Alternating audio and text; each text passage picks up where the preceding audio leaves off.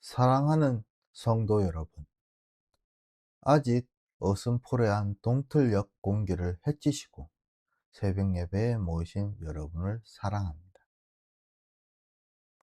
오늘 2025년 8월 6일 수요일 새벽 예배에 함께 모이신 여러분을 축복하며 환영합니다.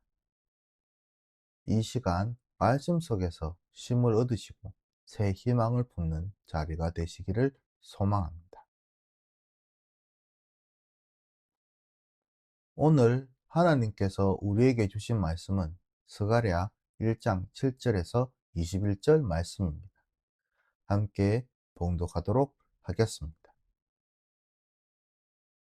다리오 왕 제2년 11째 달, 곧 스밧월 24일에 id도의 손자 베레가의 아들 선지자 스가랴에게 여호와의 말씀이 임하니라. 내가 밤에 보니 사람들이 붉은 말을 타고 골짜기석 화석류 나무 사이에 섰고 그 뒤에는 붉은 말과 자줏빛 말과 백마가 있기로 내가 말하되 내 주여 이들이 무엇입니까 하니 내게 말하는 천사가 내게 이르되 이들이 무엇인지 내가 내게 보리라 하니 화석류 나무 사이에 선 자가 대답하여 이르되 이는 여호와께서 땅에 두루 다니라고 보내신 자들이니라. 그들이 화석류 나무 사이에 선 여호와의 천사에게 말하되 우리가 땅에 두루 다녀보니 온 땅이 평안하고 조용하더이다 하더라. 여호와의 천사가 대답하여 이르되 만군의 여호와여, 여호와께서 언제까지 예루살렘과 유다 성읍들을 불쌍히 여기지 아니하시려 하나이까? 이를 노하신 지 70년이 되었나이다 하매 여호와께서 내게 말하는 천사에게 선한 말씀, 위로하는 말씀으로 대답하시더라.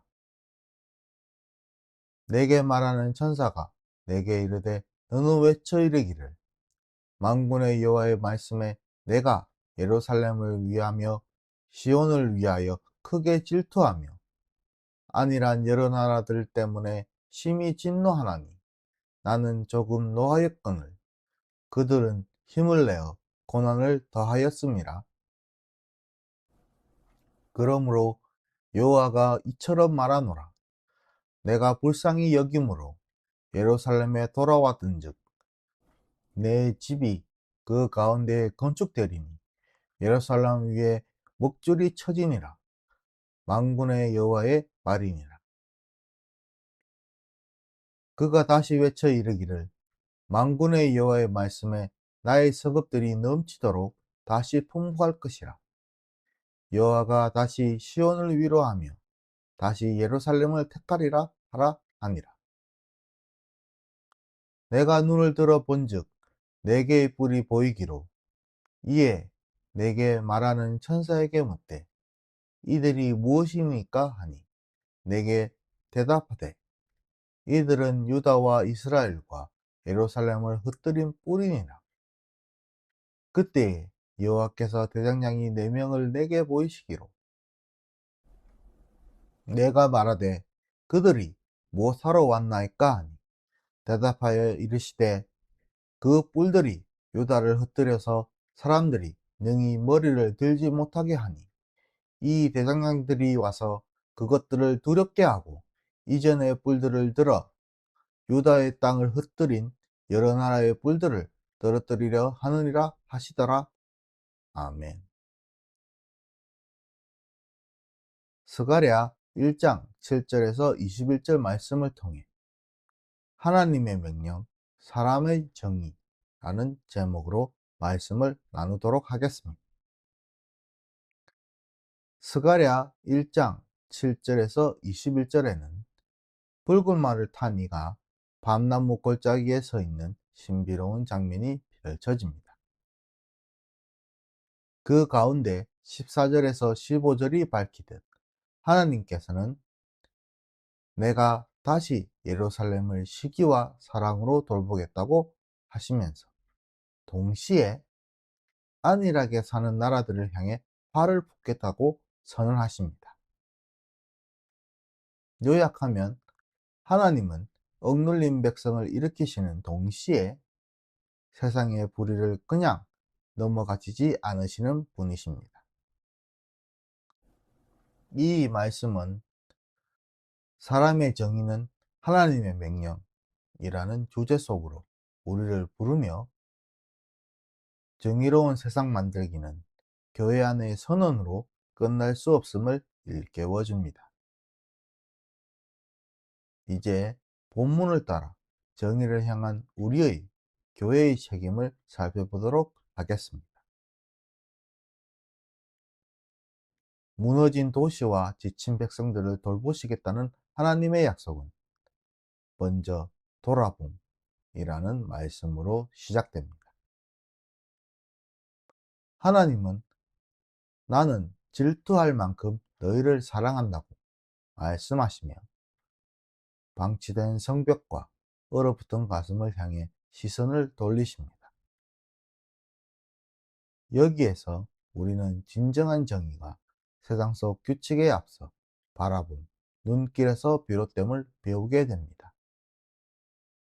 누군가를 제대로 바라보지 않은 채 그 사람의 고통은 생각에 머물 뿐입니다. 마음을 흔들어 깨우지 못합니다. 교회가 세상의 아픔을 향해 따뜻한 눈을 드는 순간, 정의는 먼 이상이 아니라 손을 내밀어 잡을 수 있는 이웃의 얼굴이 됩니다. 정의가 바라봄, 즉 시선으로 점화가 되었다면 듣는 귀 기울임이 뒤따라야 합니다.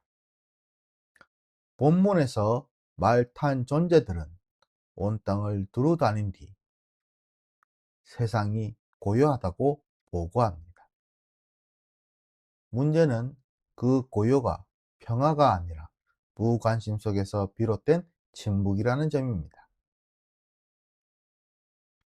정의가 숨막히고 실패하는 이유는 대개 악한 행동보다 무관심한 침묵 때문입니다. 하나님은 그 침묵을 깨뜨리시고 억눌린 이들의 신음이 하늘에 사무쳤음을 드러내십니다. 교회가 할 일은, 우리가 할 일은 우는 자의 목소리를 조용히 깊이 듣는 것입니다. 들으면 마음이 움직이고, 마음이 움직이면 행동이 따라 나섭니다. 본문에 하나님은 내 뿔과 내 대장장이의 이미지를 보여주십니다. 뿔은 힘을 상징하고 대장장이는 그 뿔을 꺾는 새 힘을 뜻합니다.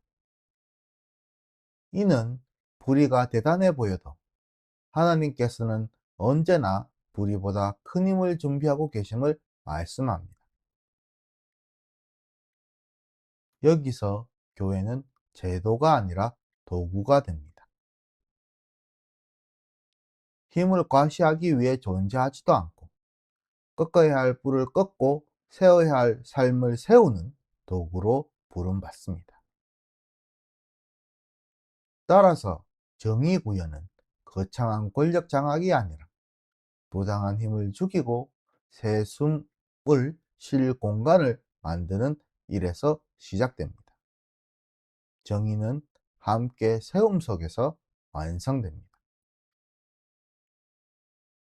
스가랴 시대의 사람들은 포로에서 돌아왔지만 성전과 성벽은 무너진 채 방치되어 있었습니다. 하나님은 영적 회복과 사회적 재건을 분리하지 않으시고 일어나 집을 세우라고 명령하십니다. 이는 예배와 사회가 동떨어진 분리된 과업이 아님을 보여줍니다. 오늘 교회도 마찬가지입니다. 주일의 예배와 월요일의 일상이 연결되어 있을 때 우리가 교회에서 흘린 눈물이 거리에서 흘린 피 눈물을 닦아줄 손수건이 됩니다. 하나님은 나는 여전히 불의를 미워한다 라고 단언하십니다. 사랑이 분노와 함께 언급되는 것은 이상해 보이지만 진정한 사랑은 불의에 무관심할 수 없습니다. 우리가 사랑하는 아이가 다치면 미소로 그냥 넘어가지 않는 것처럼 하나님께서도 억압과 착취를 향해 분노하십니다. 교회가 정의를 외면하면 결국 하나님과 멀어지게 됩니다. 그러기에 정의는 선택이 아니라 하나님을 닮아가는 필수입니다. 우리는 작은 시작을 기억해야 합니다. 스가랴 곳곳에는 적은 일, 작은 날들을 무시하지 말라는 격려가 반복됩니다. 정의를 향한 걸음 역시 거대한 개혁구호보다 한 사람의 존엄을 회복시키는 작은 행동에서 시작됩니다. 이런 사소한 순종들이 모여 큰 강처럼 흐릅니다. 정의는 포기하지 않는 기다림과 맞닿아 있습니다. 하나님은 내 때에 예루살렘을 위로하겠다 라고 약속하시지만 그 때가 곧바로 오지는 않습니다. 하나님이 성경이 권하시는 기다림은 손을 놓고 앉아있는 멈춤이 아니라 씨를 뿌리고 물을 주며 새벽을 예비하는 활발한 기다림입니다. 교회가 정의를 향한 씨앗을 뿌릴 때에 싹이 되져도 포기하지 않는 이유는 수학의 약속이 하나님의 입에서 나왔기 때문입니다. 정의는 관계 회복과 연결됩니다. 본문에서 하나님은 나는 다시 예루살렘을 향해 시기와 사랑을 품겠다 라고 하심으로써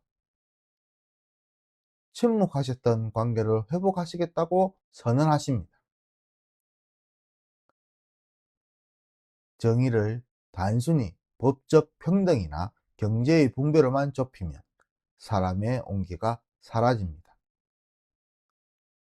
진정한 정의는 끊어진 관계를 잇고 서로를 향한 신뢰와 책임을 일으켜 세웁니다. 교회가 정의, 그 책임을 감당할 근거는 제사장적 사명입니다. 성경은 하나님 백성, 즉 우리를 세상을 위한 존재라고 부릅니다. 제사장은 하나님과 사람 사이에서 화해를 빕니다. 오늘 교회는 자신과 이웃의 목소리를 하나님께 올려드리고 하나님의 자비를 세상에 전달하는 역할을 맡습니다. 이 역할이 정의를 앞세운 사명으로 구체화가 됩니다. 정의는 자기 비움에서 힘을 얻습니다. 붉은 말을 탄 존재가 밤 그늘에서 등장하는 장면은 화려한 군마가 아니라 겸손한 정찰병의 모습으로 다가옵니다. 힘을 과시하지 않고도 상황을 파악하는 조용한 힘이 있습니다. 교회의 낮은 섬김이 오히려 깊은 신뢰를 불러일으키고 그 신뢰가 정의의 토대를 튼튼히 세웁니다. 또한 정의는 희망의 연대로 확장됩니다. 스가랴의 환상 끝에는 성읍들아 다시 풍성할지어다 라는 선포가 있습니다. 이는 홀로 행복해지는 개인주의가 아니라 함께 풍성해지는 공동체주의를 가리킵니다. 교회는 혼자 잘 사는 꿈을 벗어나 약한 이와 기쁨을 나누는 연대를 지향합니다. 나눔이 불공정을 해소하고 해소된 불공정이 다시 나눔을 가능케 하는 선순환이 일어납니다. 정의는 감사와 경외로 맺어집니다. 하나님이 불의를 꺾고 새 질서를 세우실 때 사람들은 두려움이 아닌 감사로 무릎을 꿇습니다. 이는 정의의 시련이 복수극으로 변질되지 않도록 막아줍니다. 교회가 정의를 이루어가면서도 언제나 감사와 겸손을 잃지 않아야 하는 이유가 바로 여기에 있습니다. 결론을 내도록 하겠습니다. 우리는 새벽의 약속을 붙들고 있습니다. 지금은 아직 어둡고 뿔은 여전히 높여 들려 있지만 하나님은 이미 대장장이들을 보내어 그것을 꺾으신다고 우리에게 선언하셨습니다. 우리가, 교회가 이 약속을 덧입고 세상 속으로 걸어갈 때 정의를 향한 발걸음은 멈추지 않을 것입니다. 정의를 꿈꾸는 것은 곧 하나님을 신뢰하는 길이며 하나님을 신뢰한다는 것은 곧 정의를 포기하지 않는 길임을 오늘의 본문이 증언함을 잊지 않으시기를 기도하겠습니다.